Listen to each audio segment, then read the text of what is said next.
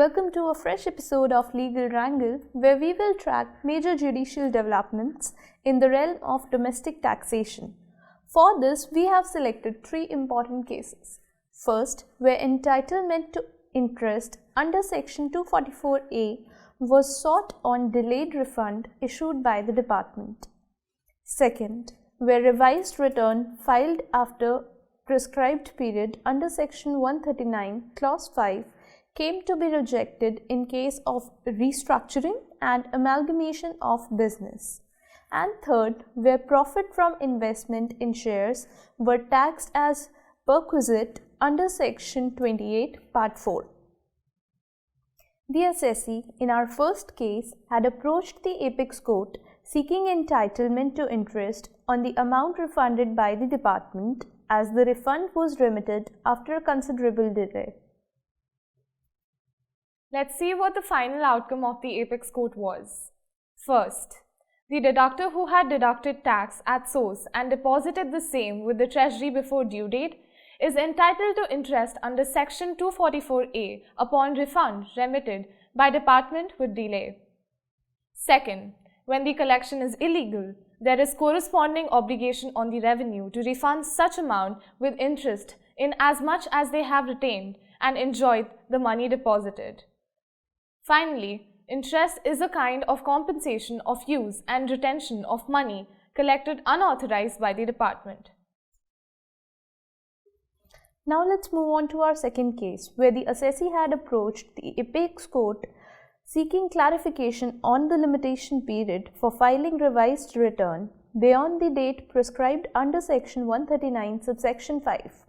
The issue was whether pendency proceedings for amalgamation under the provisions of the Companies Act 2013 is a valid reason to condone the delay in filing the revised ITRs after the expiry of the prescribed period under Section 139, subsection 5.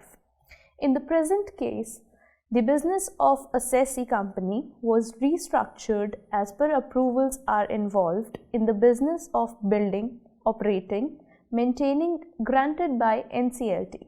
Subsequently, the assessees being the amalgamated companies filed their revised returns, which was however belated as per Section 139, subsection 5. The department however refused to entertain the same.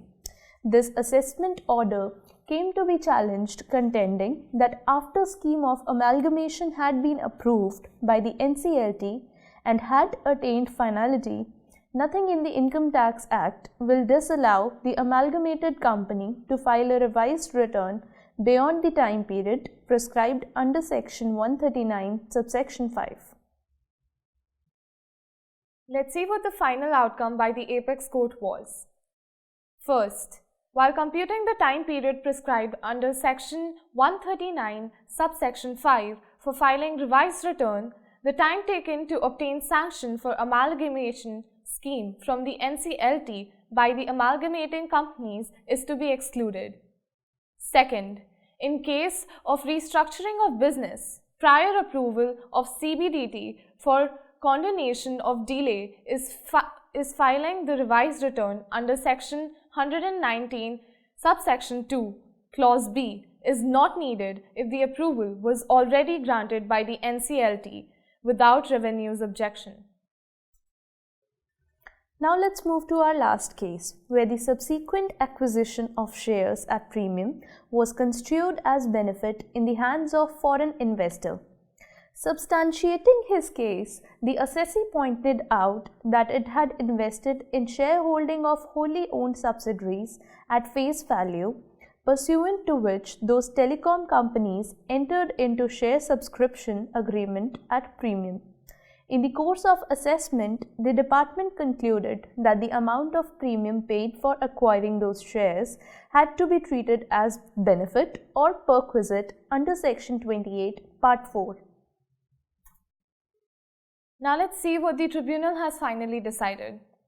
First, acquisition of shares as an investment from public limited companies at face value cannot be construed as accrual of any benefit perquisite to investor companies in terms of Section 28, Part 4.